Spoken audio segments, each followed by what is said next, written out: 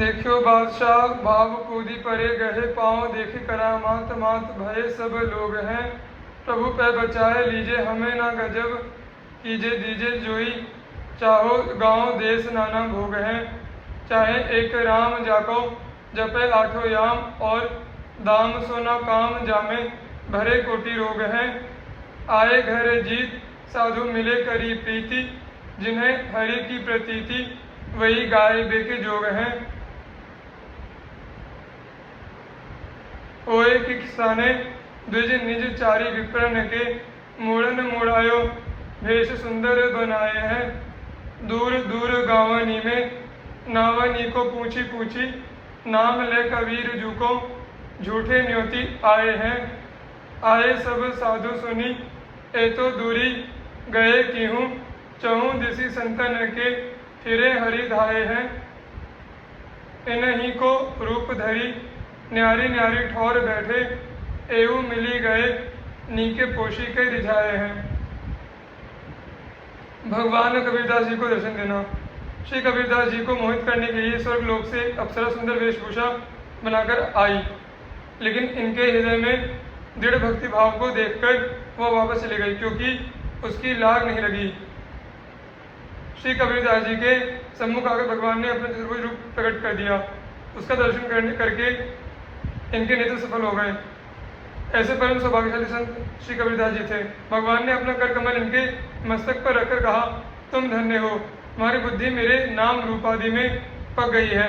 अपनी इच्छा अनुसार जब तक चाहो इस मर्त्य लोक में रहो और मेरे गुणों का गान करो।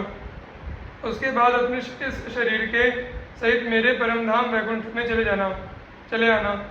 मगहर में जाकर अपने भगवत भक्ति का प्रताप दिखाया, भक्ति का प्रचार किया। अंत समय में आपने बहुत से पुष्प मंगाए, उन्हें बिछाकर लेटकर भगवान से जा मिले। इस घटना का भक्तमाल के टीकाकार श्री प्रियादास जी महाराज ने इस प्रकार वर्णन किया है। आई अप छरा छरी बेके लिए वेश किए हिये देखी गढ़े तेरी गई नहीं लागी है। चतुर्भुज रूप प्रभु आनी के प्रकट कियो लियो फल नैननी को बड़ो बड़ भागे है। शीश धरे हाथ धन साथ मेरे धाम आवो गावो गुण रहो जोलो तेरी मति पागी है। मगह में जाए भक्ति भाव को दिखाए बहु फूलनी मंगाए पौड़ी मिलो हरि रागी है। श्री पीपा जी। प्रथम भवानी भक्त भुक्ति भक्त मुक्ति अमांगन को धायो सत्य कहो तिहि शक्ति सुदृढ़ हरि शरण बतायो। श्री रामानंद पद पाई भयो अति भक्ति की सीमा गुण असंख्य निर्मोल संत धरि राखत ग्रीवा। परसि प्रणाली सरस भई सकल विश्व मंगल कियो पीपा प्रताप जगबास नाहर को उपदेश दियो। भक्तवर श्री पीपा जी पहले भवानी देवी के भक्त थे। मुक्ति मांगने के लिए आपने देवी का ध्यान किया। देवी ने प्रत्यक्ष दर्शन देकर सत्य बात कही कि मुक्ति देने की शक्ति मुझ में नहीं है, वह शक्ति तो भगवान में है। उनकी शरण में जाना ही सुदृढ़ साधन है।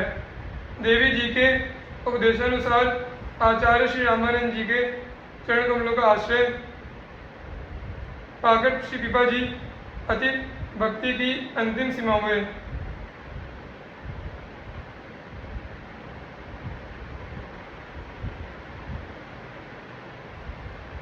गुरु कृपा एवं अति भक्ति के प्रभाव से आप में असंख्य अमूल्य सद्गुण थे, उन्हें संजन सदा गाते रहते हैं। भक्त भक्ति भगवंत और गुरुदेव की आपने ऐसी आराधना की कि उसका स्पर्श करके अर्थात देख सुन और समझ करके संपूर्ण वैष्णवों की आराधना प्रणाली अत्यंत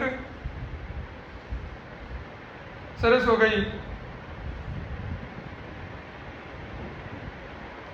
आपने अपने प्रभाव से संपूर्ण संसार का कल्याण किया। इसका प्रमाण यह है कि आपने परम हिंसक सिंह को उपदेश देकर अहिंसक और विनीत बना दिया।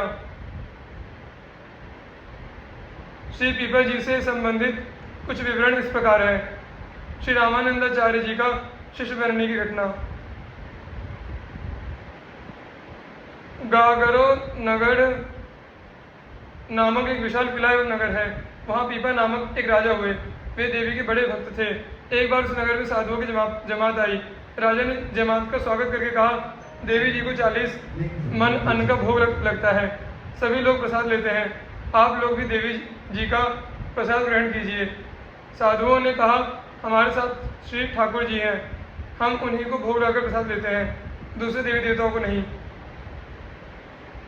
तब राजा ने उन्हें सीधा सामान दिया। साधुओं ने रसोई करके भगवान का भोग लगाया और मन ही मन प्रार्थना की, हे प्रभु, इस राजा की निर्मल बुद्धि को बदल दीजिए, इसे अपना भक्त बना लीजिए। रात को जब राजा महल में सोया तो उसने एक बड़ा भयानक सपने देखा कि एक विकराल देहधारी प्रेत ने मुझे पटक दिया है। मैं भयभीत होकर रोने लगा। जागते राजा ने सुन की घटना पर विचार किया तो उसे वैराग्य हो गया। अब राजा की सोचने विचारने की रीति दूसरी हो गई। उसे भगवान की भक्ति विशेष प्रिय लगने लगी। राजा ने देवी से माया से मुक्ति एवं भगवत प्राप्ति का मार्ग पूछा। तब देवी जी ने सही बात कही कि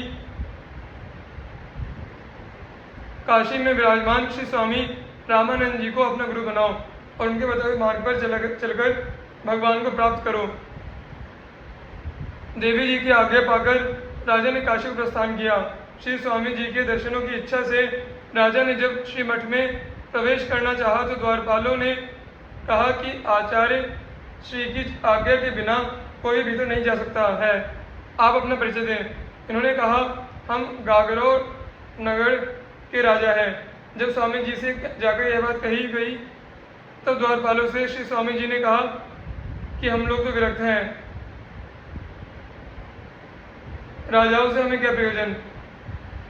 यह सुनकर पीपा जी ने राजशाही वेश का त्याग करके फिर शरणागति की प्रार्थना कहला भेजी। देहा शक्ति का निराकरण करने के लिए श्री स्वामी जी ने आदेश दिया, कुएं में गिर पड़ो। आज्ञा सुनते ही मन में अत्यंत प्रसन्न होकर पीपा कुएं में गिरने चले, परंतु श्री स्वामी जी के सेवकों ने पकड़ लिया। इनकी दृढ़ निष्ठा देखकर श्री स्वामी जी बड़े प्रसन्न हुए और इन्हें बुलाकर दर्शन दिया। श्री स्वामी रामानंदाचार्य जी ने भक्त पीपा को मंत्र दीक्षा देकर अपना शिष्य बनाया और इनके ऊपर विशेष कृपा की।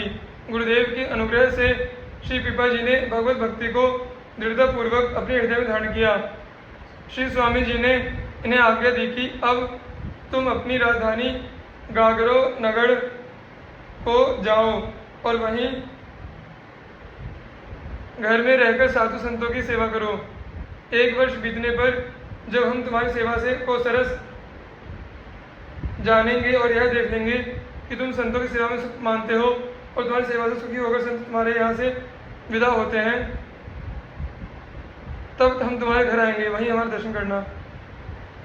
श्री स्वामी जी की ऐसी आज्ञा पाकर श्री पीपा जी घर को लौट आए और बड़ी सुंदर रीति से संत सेवा करने लगे। जब वर्ष पूरा होने लगा तब आपने गुरुदेव भगवान को एक पत्र में लिखकर भेजा कि दास पर आप कृपा कीजिए, अपने वचनों का पालन कीजिए। पत्र पाकर श्री स्वामी जी अपने प्रिय 40 भक्तों को साथ लेकर गागरोन गढ़ को चले।